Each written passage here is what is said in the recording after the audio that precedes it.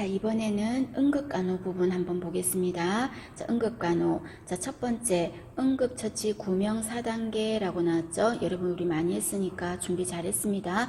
기지쇼상, 우리 준비 다 됐죠? 외워두시고, 이때 제일 중요한 거는 기도 유지, 그 다음에 지혈이잖아요. 그 말은 호흡이 멈추는, 기도가 막혀서 호흡을 안 한다든지, 지혈이 중요하다는 말은 출혈이 심한 경우가 되겠죠. 그러니까 쉽게 말해서 폐, 그리고 심장 이쪽에 문제가 있으면 이거는 아주 위험한 상황이고, 심장과 폐가 죽으면 죽는 거야, 쉽게 말해서. 그래서 이때 기도 유지와 지혈이 중요하다는 말은 1등급 환자가, 그 밑에 보세요, 1등급 환자라 그랬죠. 1등급 환자라는 말은 무슨 말이다? 먼저 1차적으로 관리를 받을 환자라는 거죠. 만약에 아수라장이 되었을 때, 막 응급 상황이 터져서 아수라장이 되었을 때 누구를 먼저 해준다? 목소리 큰 사람을 먼저 해주는 게 아니고, 현실은 사실 그런 게 많지만 어떤 사람이 먼저다? 먼저 관리를 받아야 되는 매뉴얼에서 1등급 환자는요, 적색깔로 표시합니다. 적색깔로 1등급 환자를 표시할 건데, 그 대표적인 환자가 호흡이 정지된 자, 그 다음에 또 심장이 정지된 자, 그리고 또 지혈을 시키라고 했으니까 출혈이 있는 사람, 엄청 심한 사람, 그리고 이거 지금 호흡, 그 다음에 심장, 이 부분은 심장과 폐잖아요. 그 심장과 폐, 소중한 심장과 폐가 어디 있어요? 가슴 쪽에 있지. 그래서 다친 부위가 복부를 다친 것보다 흉부를 다친 게 더 위험한 겁니다. 왜? 그 안에는 심장과 폐가 있기 때문에. 되셨습니까? 자, 먼저 관리를 받아야 될 1등급 환자에는 호흡이 정지된 환자, 심정지, 대출혈, 흉부 손상, 이런 사람은 1등급이다. 그래서 우리가 출혈이 엄청나게 많이 흘리면 죽는데, 참고로 우리 몸의 피의 절반을 잃어버리면 사망이에요. 절반을 잃어버리면. 그럼 이의 피의 양은 우리가 보통 뭘로 합니까? 체중으로 한다 그랬죠. 자신의 체중에 나누기 13을 하면 나의 몸에 있는 피의 양이 정해진다 그랬잖아요. 그래서 체중이 너무 적으면 피도 적어. 그래서 우리가 헌혈할 때 헌혈 못하는 사람이 누구였습니까? 체중이 들어갔잖아. 남자는 50kg, 여자는 45. 맞죠? 그것 때문이에요. 그래서 절반을 잃어버리면 죽어요. 그 다음에 자, 기지쇼상이라고 해서 기도 유지가 있었죠. 기도를 먼저 열어줘야 돼, 숨구녕을. 그럼 기도를 여는 방법은 어떻게 열어줍니까? 하는 거죠. 자, 기도를 여는 방법은, 자, 첫 번째가 의식이 없다. 환자가 만약 의식이 없다. 제일 먼저 할 일이 뭐냐? 기도를 열기 위해서 할 일이 뭐냐? 이런 말하면 머리를 기울인다는 말은, 이 말을 약간 뒤로 젖히는 거죠. 머리를 기울이고 턱을 들어 올리는 거죠. 그죠? 머리를 뒤로 젖히고 턱을 들어 올리는 거죠. 그리고 기도를 유지하려면 분비물이 바깥으로 나가야 되니까 옆으로 눕히든가 아니면 고개를 옆으로 하던가 이런 게 들어가겠죠. 그런데 만약 환자가 사례에서 두개골을 다쳤다, 또는 경추를 다쳤다, 척추를 다친 것 같아요. 그럴 때는요, 특히 척추를 다쳤다, 이 말 들어갈 거야. 요추든 경추든 척추를 다쳤다, 추가 들어가면은 이때는 어떡한다? 목을 함부로 확 꺾어버리면 안 되겠죠. 목을 확 꺾어버리면 경추, 척추가 문제가 되겠죠. 목을 지지하고, 이 말이 중요하죠. 목을 지지하고 뭐만 들어 올려야 돼요? 턱만 들어 올려야 되겠죠. 조금 전에 1번은 척추를 다친 경우 아니고 일반적일 때는 머리를 뒤로 기울이고 턱을 들어 올리면 돼. 그런데 경추를 다친 것 같다, 척추를 다친 것 같을 때는 어떡한다? 머리를 뒤로 젖히면 안 돼. 그래서 목을 딱 지지를 하고 턱만 조심해서 들어 올리라, 그 말입니다. 되셨습니까? 두 가지 상황을 다 물어볼 수 있습니다. 알아두셔야 됩니다. 그 다음에 지혈을 시킨다 그랬죠. 그럼 우리가 지혈을 시킬 때는 제일 먼저 할 일은 뭐예요? 직접 압박. 만약에 심한 출혈을 보이는 환자를 발견하였다, 직접 압박하는 거죠. 그리고 동시에 뭐 하면 좋냐면요, 동맥피가 지나가는 길을 꾹 눌러줄 거야. 지압. 그리고 마지막으로 쓰는 게 뭐예요? 지혈대야. 가장 마지막으로 쓰는 게 지혈대가 되겠습니다. 되셨습니까? 그럼 지혈대를 왜 마지막으로 씁니까? 너무 꽉 묶었다가는 여차 잘못하면 뭐가 생길 수 있다? 혈액순환 문제가 생길 수 있으니까. 그래서 지혈대는 최후의 수단으로 쓰겠다. 그리고 이때 묶을 때 어떻게 묶습니까? 상처를 중심으로 했을 때요. 자, 중요하죠. 심장 가까운 쪽을 묶으라는 거죠. 심장 가까운 쪽을 묶어주라. 그 말입니다. 그리고 이때 묶어준다는 말은 혈관으로 피가 지나가는 걸 좀 차단하는 거죠. 흘러나오는 거를. 그럼 이때 차단은 동맥혈관을 차단할까요? 정맥혈관을 차단할까요? 어디에 동그라미 하셔야 됩니까? 동맥, 정맥 중에서 둘 다, 동맥, 정맥을 전부 다 차단하겠습니다. 동맥, 정맥을 다 차단하겠습니다. 좀 이따 나오겠지만 여러분, 뱀에게 물렸을 때 있죠. 사교상. 뱀에게 물렸을 때는 어디를 차단합니까? 사교상일 때는 정맥혈관을 차단합니다. 사교상일 때는 정맥혈관만 차단하고, 피를 막 너무 많이 흘려서 죽을 것 같아. 그럴 때는 동정맥을 다 차단을 해야 되겠죠. 자, 그러나 혈액순환의 문제로요, 최후의 수단으로 쓰자 그랬고, 계속 이 사람은 혈액순환을 관찰해야 되거든요. 그래서 2-30분마다 풀어줄게요. 2-30분마다 풀어줄게요. 혈액순환 때문에요. 그리고 2-3분 정도 쉬어줬다가 2-3분 뒤에 다시 묶을게요. 그리고 또 2-30분마다 풀어줄게요. 그리고 한 2-3분 있다가 다시 묶을게요. 이렇게 하는 이유가 혈액순환을 보기 위함이다. 되셨습니까? 봐주십니다. 자, 그 다음에 밑에 보시면 창상이라는 거는 모든 상처를 제가 창상이라고 했죠. 그럼 창상의 가장 큰 문제는 뭡니까? 이때 상처가 심해가지고요, 피를 많이 흘렸어. 그럼 피를 많이 흘렸으면 뭐가 일어날 수 있어요? 쇼크. 그죠? 그리고 또 피부 상처에 막 오염이 됐어. 막 지저분한 거에 상처가 막 찔리고 이렇게 됐어. 그럼 뭐가 생길 수도 있어요? 감염의 문제도 생길 수가 있죠. 그래서 창상하면은 쇼크와 감염 두 가지를 생각하셔야 돼. 그 다음에 이번에는 화상입니다. 화상. 자, 화상은 제일 위험한 부분이 어디였습니까? 안면부 화상이었어요. 안면부. 자, 안면부. 얼굴 부위에 화상을 입었다면 제일 문제는 뭐다? 기도가 익었을까봐 걱정이에요. 그래서 기도가 익으면 숨을 쉴 수가 없잖아요. 비엔나 소세지 데친 것처럼 익어버리면. 그죠? 그래서 안면부 화상일 때 가장 문제는 기도 유지가 되겠습니다. 그리고 이때 화상을 입었을 때는 물집 터뜨리면 안 되겠고, 그죠? 그리고 화상 자리에 연고 바르는 거 안 되겠고, 그리고 멸균된 천으로 덮어줄 거고, 그리고 화상은요, 우리가 보통 분류를 할 때 어떻게 합니까? 1도 화상, 2도 화상, 3도 화상 이렇게 말하죠. 그럼 우리가 일반적으로 1도 화상이라고 하면요, 뜨거운 물에 살짝 데웠어. 그래서 그 부위가 빨개. 그래서 빨갛다 이런 말만 나오면 1도야. 빨갛다. 자, 그런데 2도 화상은요, 여러분이 뜨거운 기름에 이제 추석 명절이 돼서 이제 뭐 하다가 튀었어. 그러면 바로 어때요? 물집 잡히지. 그래서 빨갛기도 한 거는 당연한 거야. 거기에다가 물집이 잡히는 거죠. 수포. 이게 잡히면 바로 뭐죠? 2도 화상이에요. 그래서 이때 수포를, 물집을 터뜨리면 된다, 안 된다? 안 된다는 거예요. 안 된다. 그래서 1도는요, 피부로 친다면 표피 부분에만 입으면은 1도, 그 다음에 진피 쪽까지 입었으면 2도, 더 깊이 밑에까지 입으면 3도, 더 심해지면 4도까지도 나눕니다. 그래서 2도에는 수포가 특징입니다. 수포가. 그래서 1도, 2도, 그 다음에 3도. 3도부터는요, 잘못하면 그 조직이 괴사가 될 수도 있겠죠. 괴사가 일어날 수도 있다. 너무 손상이 심해서 이렇게 나누겠습니다. 그럼 이렇게 하는 거는 화상을 어떻게 나눈 거다? 깊이로 나눈 거예요. 표피 부분에만 입으면 1도, 진피까지 입으면 2도, 더 깊은 곳을 입으면 뭐라고 한다고요? 3도 이렇게 말하겠습니다.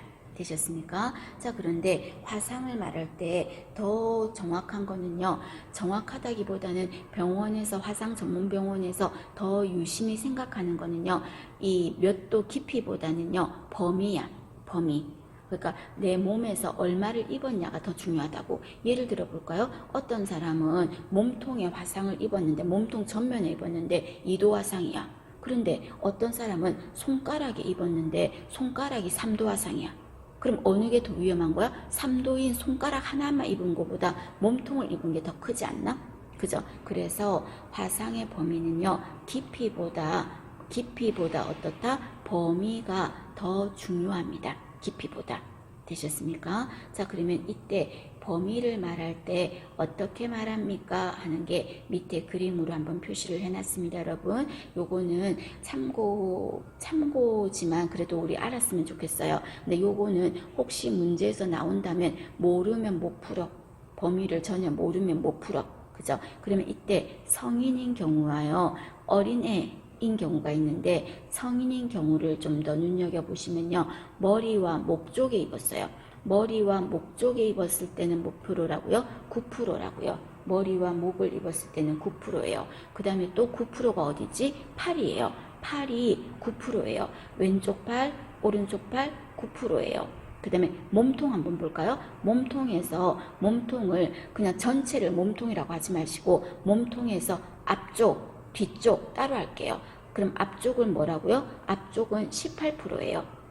뒤쪽 등도 18%예요. 그러니까 몸통은 앞뒤 다 합치면 36%야. 그래서 몸통은 앞에도 18, 뒤에도 18%입니다.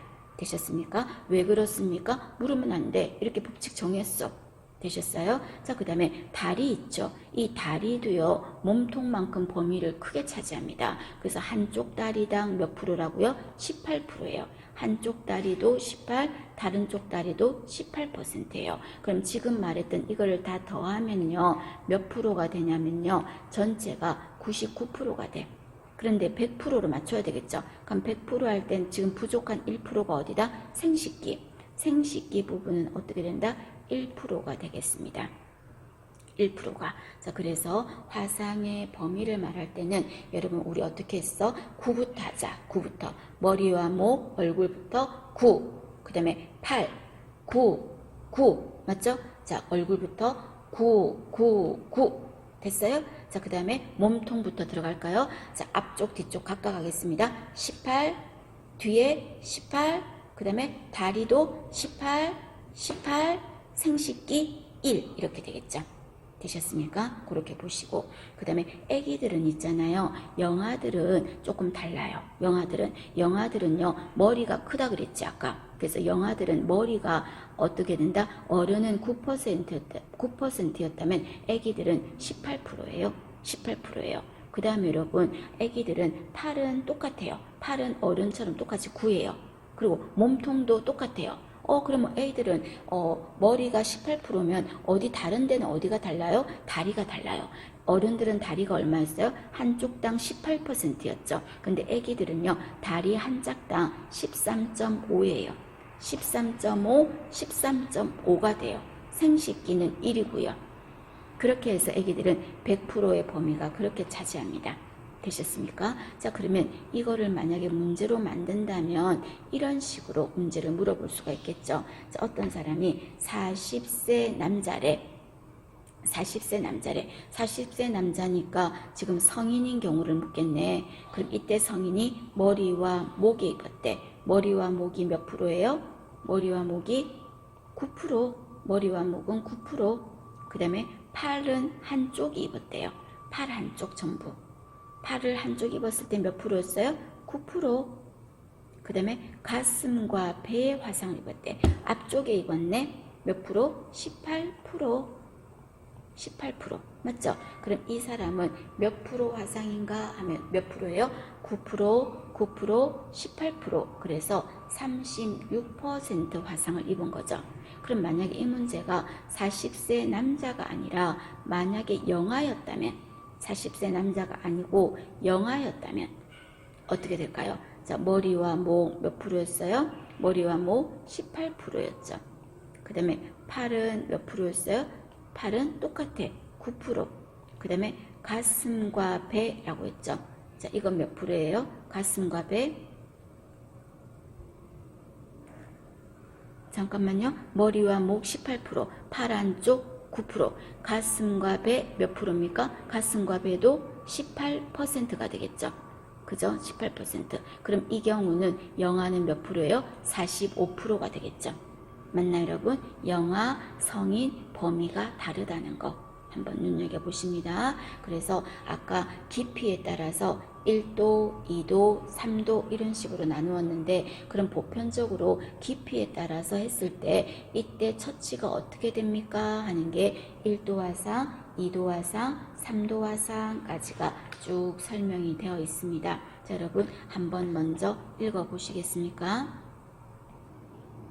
자, 1도 화상은 아까 말했다시피 발적 이 말 들어가야 돼요. 발적. 그리고 열감, 후끈후끈하겠죠? 들어갈 겁니다. 자, 이때 화상을 입었을 때 먼저 열을 먼저 식히는 게 가장 먼저죠. 그래서 찬물이나 얼음물로 식힌다는 거. 이거는 화상에서 제일 먼저 할 일은 식히는 거예요. 그리고 부종이 일어나기 전에 빨리 장신구 제거하고 반지, 시계 이런 거 빼고, 그리고 연고 바르지 말라고요. 연고를 바르면 열이 빠져나가는 걸 막잖아요. 그래서 연고 바르지 마라 그 말입니다. 그 다음 이도화상의 특징은 뭐였어요? 수포였어요. 수포, 물집 잡히는 거죠. 그럼 이도화상일 때는 드레싱을 만약에 한다면은 당연히 건조한 멸균 드레싱을 하라. 멸균 드레싱을 하라. 그리고 이때 중요한 특징의 수포를 억지로 터뜨리지 말라는 거. 그죠? 그리고 얼굴 부위 화상이 기도 때문에 가장 위험하고 중요한 부위라는 거. 그 말입니다.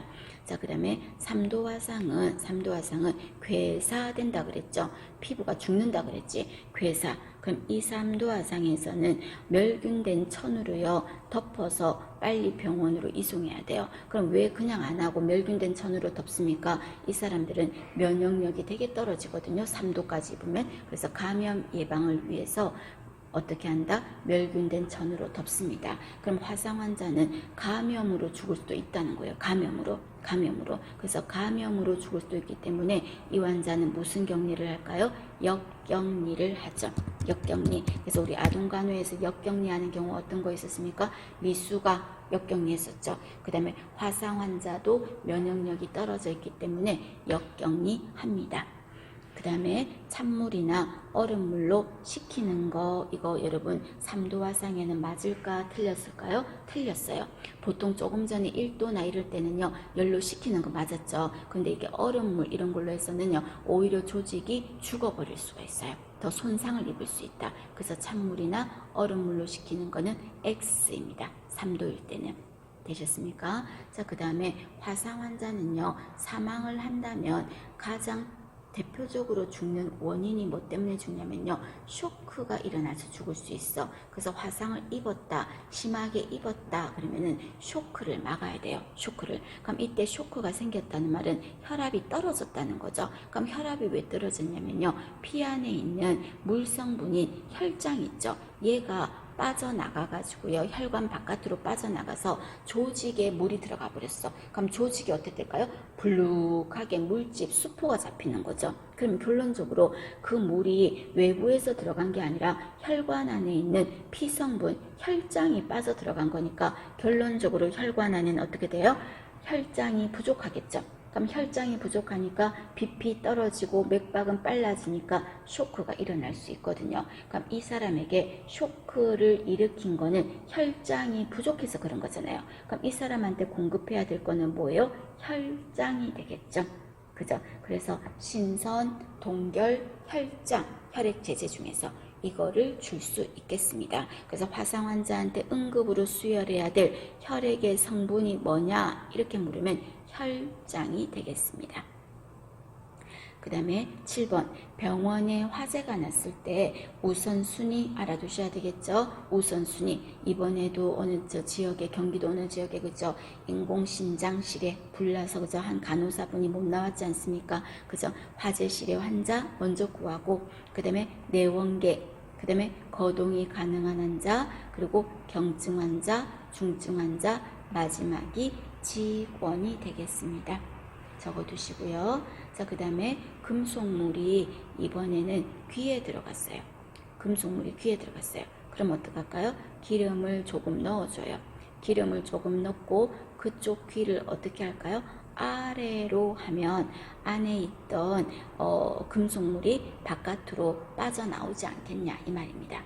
그 다음에 두 번째는 곤충이나 벌레가 귀에 들어갔어요. 그럼 어떡할까요? 기어 나오게 해야 되겠죠. 그럼 기어 나오게 하는 방법이 첫 번째, 불을 밝게 비추는 것. 불을 밝게 비추어서 유도하거나 아니면 기름을 넣거나 아니면 담배 연기를 뿜어내거나 그런 겁니다. 자, 곤충이나 벌레가 들어갔을 때는 불을 밝게 비추거나 기름을 넣거나 또는 담배 연기를 들어가게 하거나 하면은 곤충이나 벌레가 기어 나올 수 있다는 겁니다. 그 다음에 콩이 들어갔어요. 자, 콩이 들어갔을 때는 어떻게 할까요? 알코올을 사용할게요. 자, 콩이 들어갔을 때는 알코올 왜 썼어요? 알코올이 콩알을 약간 쪼그라들게 만들거든요. 쪼그라들었으니까 빠져나오는 것도 쉽겠죠. 그래서 알코올을 넣고 머리를 흔들어주면 빠져나올 수가 있다 그 말입니다. 그 다음에 이번에는 산이나 알칼리 물질에 의한 화상이에요. 그럼 산이나 알칼리 물질에 의한 화상은 제일 중요한 게 뭐를 해야 돼요? 세척해야 되겠죠. 세척. 그럼 이때 세척할 때 너무 세게 수압을 세게 팍팍팍 하고 막 집어넣으면요 오히려 더 자극이 밑에까지 더 침투할 수가 있어. 그래서 20분 이상 오래는 하되 수압은 너무 세지 않게, 수압은 조금 낮게 해서 세척하겠습니다. 그리고 환측 부위가, 아픈 부위가 어디로 가야 돼요? 아래로 가야 되겠죠. 손상 입은 부위가. 만약에 그쪽을 위로 두면 어떻게 될까요? 위로 두면 그쪽에 씻었던 물이 건강한 쪽까지 옮겨가잖아요. 그래서 환측 부위가 아래로 가고 수압은 낮게 한다 하는 겁니다. 되셨을까요? 한번 봐주시고요. 자, 그 다음에 밑에 보시면 동상시처치라고 있죠. 자, 동상시처치 여러분 10번까지 꼼꼼하게 읽어보시겠습니까? 자, 그 중에서 1번에 하지 손상시는 걸으면 안 된다는 거, 그리고 궤양을 입었을 때는 파상풍 예방접종을 하라는 거, 그리고 옷을 느슨하게 입고 동상 부위는 어떻게 한다고요? 올려준다 라고 했어요. 동상 부위는 올린다. 그리고 따뜻한 물을 사용하라. 따뜻하게 하라. 그러나 6번처럼 하면 안 돼요. 건조한 열이나 히터 같은 거를 해서 너무 극단적으로 따뜻하게 뜨겁게 하면 안 된다는 겁니다. 그래서 이때 건조한 열이나 전열기구는 쓰지 마라. 그 다음에 7번 귀나 코, 안면 이런 데는 따뜻한 손을 이렇게 얹어두면은 그 따뜻한 열기가 그쪽으로 퍼져나가겠죠. 그렇게 하라. 그리고 동상 부위를 체온으로 따뜻하게 하라. 그 다음에 9번 볼까요? 마른 소독 거즈를요 손가락 발가락 사이에 끼우는 거, 이거는 어떨까요? 좋아요. 왜냐면 그래야 습기가 제거되니까, 습기를 제거하려고. 그런데 10번에 보면 수포를 제거하는 거 된다 안 된다? 이거 안 돼요. 수포 제거 안 돼요. 연고 바르는 거 안 돼요. 그 다음에 마사지 하는 거 안 돼요. 되셨습니까? 동상시 처치입니다. 봐주실 것.